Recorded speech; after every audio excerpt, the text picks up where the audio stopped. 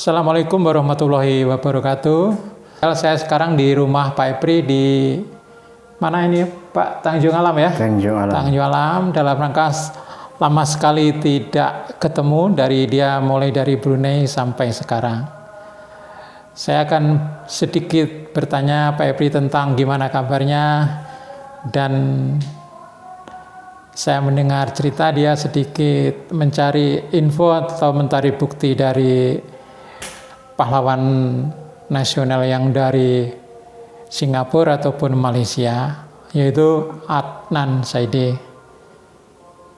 Oke Pak Epri, boleh dijelaskan gimana kabarnya setelah lama tidak jumpa, setelah dari Brunei, Pak Epri gimana gitu? Silakan Pak Epri. Ya, Assalamualaikum warahmatullahi wabarakatuh. Salam kita ketemu lagi Pak Saiful di kampung halaman saya, yaitu di Kampung Tanjung Alam atau Jorong Tanjung Alam, Nagari Biaro Gadang, Kecamatan Ampe Angke, Kabupaten Agam, Sumatera Barat. Nah, memang sejak saya meninggalkan Brunei tahun 2015 sampai sekarang ini memang sudah cukup lama ya. Namun walaupun demikian keluarga saya masih berada di Brunei karena istri saya bekerja di KBRI, anak-anak juga masih ada yang tinggal di Brunei, dan kami masih ulang-alik ke Brunei. Begitu juga keluarga yang di Brunei ke Indonesia. Nah, tentu aktivitas kita selama di Indonesia menyesuaikan dengan dinamika yang terjadi, karena ini perlu penyesuaian, perlu adaptasi di tempat yang baru.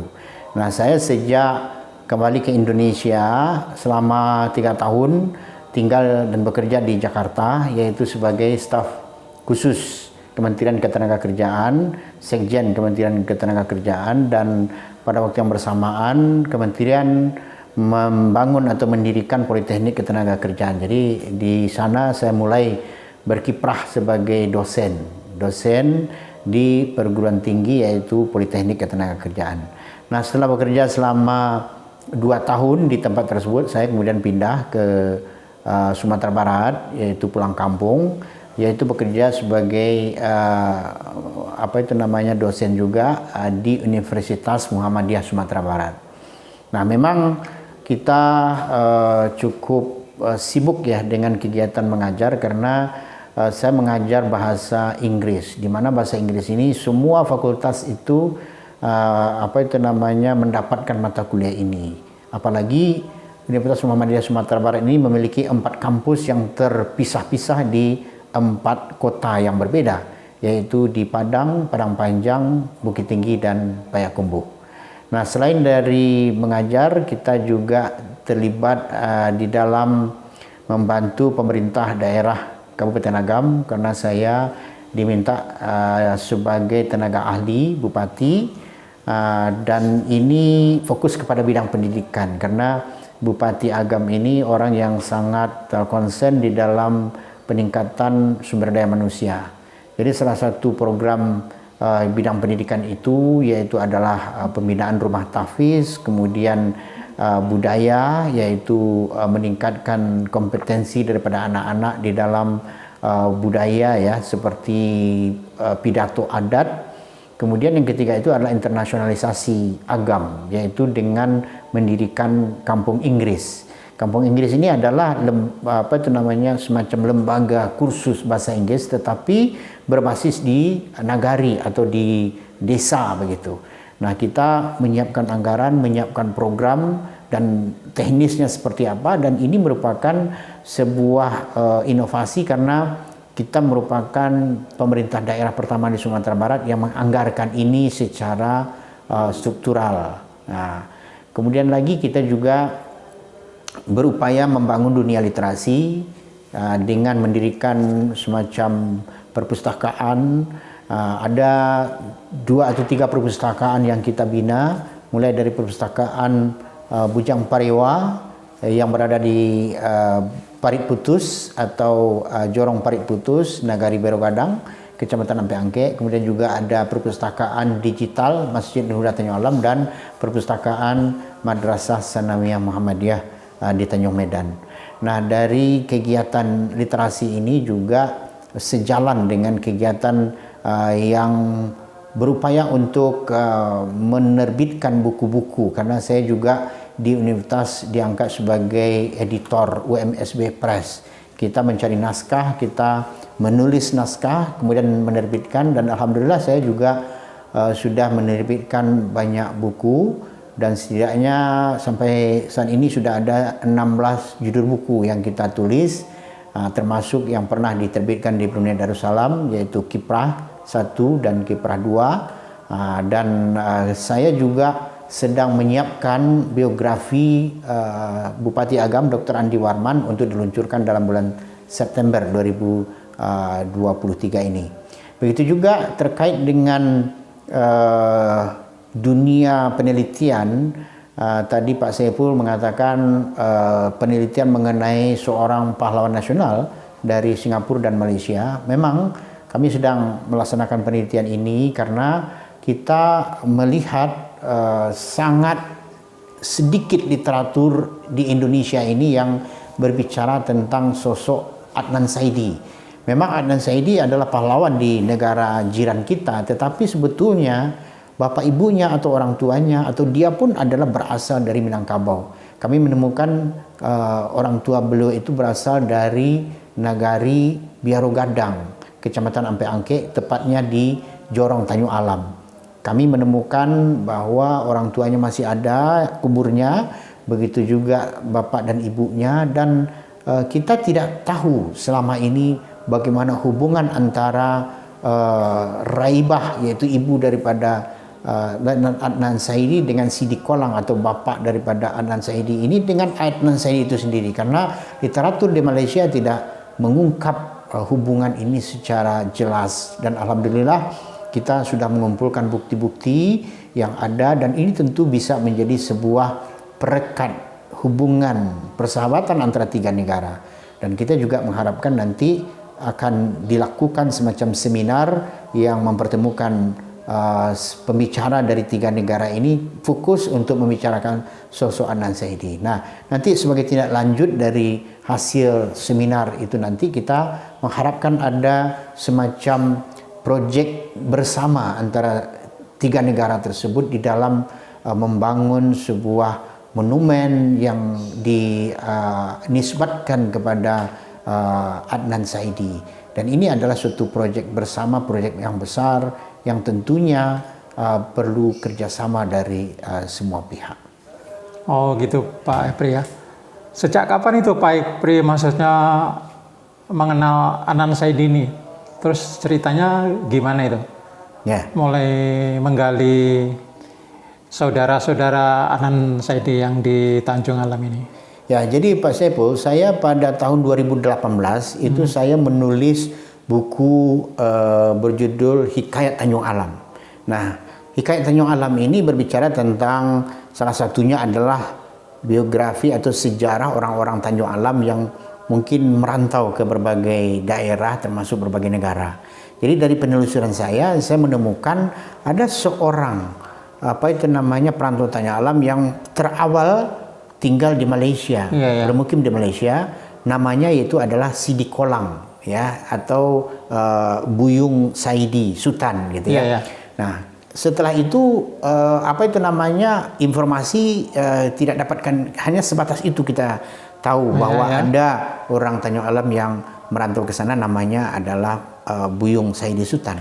Nah, kemudian setahun kemudian saya juga menulis buku Parit Putus ya, Hikayat Parit Putus. Nah, dari Hikayat Parit Putus ini saya interview seorang warga Parit Putus. Kemudian beliau menyatakan, ya, beliau ini namanya Muhammad Jamil Nur, beliau ini lahir dan besar di Malaysia. Nah, ketika saya menginterview riwayat hidup beliau, ternyata beliau ini pernah sekolah di sekolah menengah namanya Adnan Saidi. Adnan Saidi. Jadi Adnan Saidi ini nama besar yang diabadikan untuk nama sekolah menengah, yang mana Pak Jamil Nur ini juga bersekolah di sana. Nah, ketika dia tahu saya berasal dari Tanjung Alam, maka beliau juga mengatakan ke saya, kamu tahu enggak bahwa Adnan Saidi ini berasal dari Tanjung Alam. Oh, dari gitu situ ya. menariknya Nah, ya. jadi saya sangat kaget gitu ya, seorang nama besar, pahlawan nasional, dan dia berasal dari kampung saya, sementara saya tidak tahu sama sekali. Nah, mendengar kabar itu, mendengar informasi itu, akhirnya saya balik kampung dan saya cari informan yang kira-kira mengetahui ini, dan saya bertemu dengan Pak Anwar Sultan Pandaro. Nah, dari beliaulah saya dapat cerita bahwa Adnan Saidi tadi itu adalah orang tua anak daripada Bapak Buyung Saidi Sultan yang merupakan orang Tanjung Alam yang pertama merantau ke Malaysia. Jadi atas usaha dari menulis 2 buku itulah terungkapnya hubungan antara Adnan Saidi ini ya dengan Sidi Kolang atau yang kita kenal dengan Buyung Saidi Sultan itu. Nah, jadi setelah itu saya merasakan bahwa sebuah aset yang luar biasa bagi kita untuk menggali ini. Karena apa? Karena ini bisa menjadi perekat hubungan antara 3 negara. Kita dapat bayangkan ibunya atau bapak dan ibunya ini pulang balik dari Malaysia pada tahun 1942 karena Adnan Saidi ini semua keluarganya diburu begitu karena beliau sudah membunuh banyak tentara Jepang di dalam. Pak Epri tahu ceritanya kah? Mulai dari kecil gimana dia jadi pahlawan di Malaysia atau Singapura itu gimana, Pak Epri? Ya, kalau kita lihat tuh Pak Saiful ya, awal mulanya orang tuanya ini merantau itu sekitar tahun 1913. Oh ya. Ya, karena Buyung Saidi Sultan dengan Raibah ini ketika menikah itu Raibah mendapat kabar dari bapaknya yang merantau ke Malaysia namanya Rajunan Kayo. Nah, Rajunan Kayo ini meninggal pada tahun 2013 itu dan dia tidak meninggalkan anak atau keluarga, sementara dia punya harta warisan seperti kebun karet dan sebagainya gitu. Nah, karena itulah maka anaknya Rajunan Kayo ini yaitu Raibah ini disuruh datang ke Malaysia. Nah, itulah awalnya orang tua daripada Adnan Saidi ini merantau ke Malaysia tahun 1914 lahirlah anak yaitu Adnan Saidi.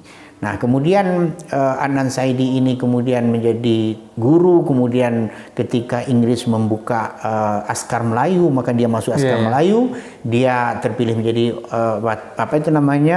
pasukan yang terbaik. Nah, kemudian ketika Jepang masuk ke Malaysia, maka Adnan Saidi bersama dengan pasukannya lah yang terakhir mempertahankan Malaysia yaitu di Pasir Panjang, namanya Bukit Candu yang sekarang ini berada di negara Singapura. Nah, kita lihat bermacam-macam usaha yang dilakukan oleh Jepang untuk merebut Bukit Candu itu dari tangan Adnan Saidi. Nah, salah satunya adalah dengan cara menyamar jadi tentara Gurkha. Kalau tentara Gurkha kan macam masih dari kumpulannya tentara Inggris kan begitu ya. Nah, tetapi Adnan Saidi ini tahu taktik ini adalah penyamaran. Akhirnya dia bunuh semua yang menyamar itu. Jadi dalam satu saat itu ada 20 tembak semua lah. Ya, ditembak semua. Itu ada 20 tentara Jepang. Nah, itu makanya beliau sangat diincar ya. Membuat Jepang itu sangat murka sehingganya ketika Adnan Saidi ini kena tangkap, dia itu dimasukkan ke dalam goni gitu ya, kemudian ditarik ke pokok dan kemudian pasukan Jepang itu menusuk ya jenazah yang ada dalam bukan jenazah masih hidup, masih hidup itu. Ya. Sehingganya kalau kita tengok itu jenazahnya itu banyak sekali darah yang mengucur gitu ya. Ini menjadi pelajaran bagi anak-anak di sekolah menengah kalau kita tengok di Singapura dan Malaysia sekarang gitu ya, karena ini pelajaran betapa tingginya rasa nasionalisme kebangsaan daripada Adnan Saidi. Meskipun dia bukanlah boleh dikatakan bapak ibunya masih orang Minangkabau gitu ya, tetapi dia berprinsip bahwa ini adalah tanah airnya. Nah, sehingganya namanya diabadikan sebagai seorang wira, dan bahkan kalau kita tengok di Singapura itu ya uang kertas ringgit 20 Singapura itu ada sampai wajahnya. Ya. Nah, ini begitu juga ada museum ya, sekolah, kemudian banyak sekali film-film yang dibuat yang mereka ulang bagaimana riwayat hidup dan perjuangan daripada Adnan Saidi itu gitu. Nah, jadi saya sebagai sejarawan melihat bahwa ini satu peluang yang baik, bagi kita untuk mengkaji ini dalam konteks narrowing gap gitu ya. Artinya kita mengisi celah yang kosong selama ini.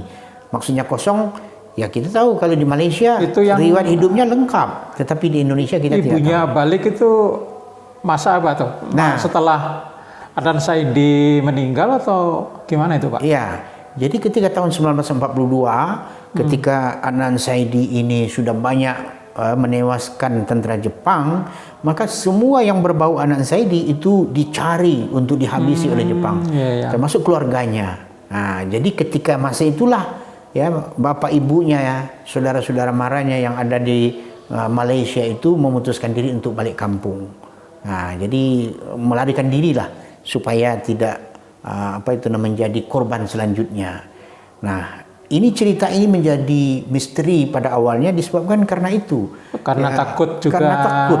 Masih dikejar-kejar Jepang, masih itu ibunya ya, Jepang, dalam balik Indonesia itu. Ya, walaupun sudah balik kampung, tapi di Indonesia pun masa itu Jepang juga berkuasa. Iya, iya. Nah, itu makanya cerita ini menjadi misteri. Nah, dan kalau kita tengok setelah Indonesia merdeka, setelah Malaysia merdeka, maka muncul ya, cerita-cerita dan Adnan Saidi diangkat sebagai wira, dan tentu ini menjadi sebuah kewajiban kita para sejarawan untuk menggali kembali cerita atau Wah, itu berarti ini. Berkaitan 3 negara ini sekarang nih ya? Betul Pak Saiful. Jadi kita mengharapkan nanti dengan adanya penemuan hubungan Adnan Saidi ya dengan keluarganya yang ada di Indonesia ini, kita mudah-mudahan bisa membuat joint project antara 3 negara ini. Dalam bayangan saya mungkin kita membuat rumah budaya atau melakukan rehabilitasi, karena kubur orang tuanya masih ada. Kemudian lagi rumah orang tuanya pun masih ada. Jadi ini kan bisa diangkat sebagai cagar budaya dan menjadi destinasi lah barangkali nanti bagi orang yang berkunjung dari Malaysia dan Singapura ke Indonesia.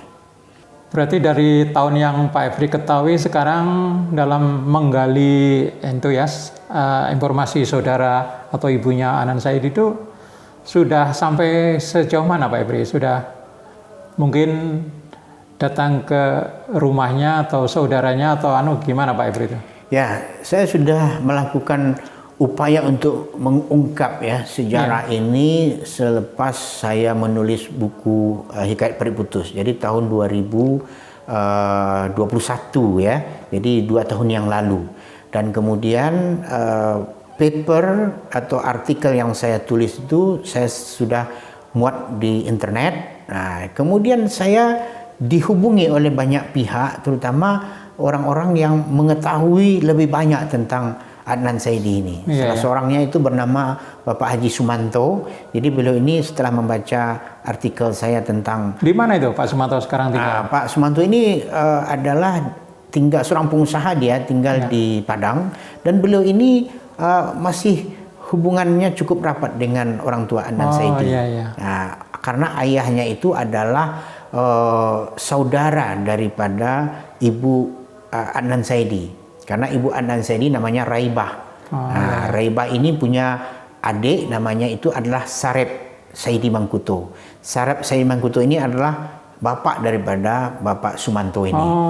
Jadi ketika beliau membaca tulisan saya di internet, kemudian beliau menghubungi saya melalui email yang ada di dalam internet itu. Nah, kemudian beliau memberikan tambahan informasi.